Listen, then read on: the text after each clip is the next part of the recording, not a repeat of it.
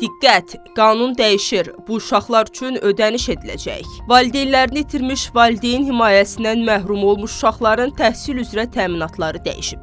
Report xəbər verir ki, bununla bağlı Prezident İlham Əliyev valideynlərini itirmiş və valideyn himayəsindən məhrum olmuş uşaqların sosial müdafiəsi haqqında Azərbaycan Respublikasının qanununda dəyişiklik edilməsi barədə qanunu imzalayıb.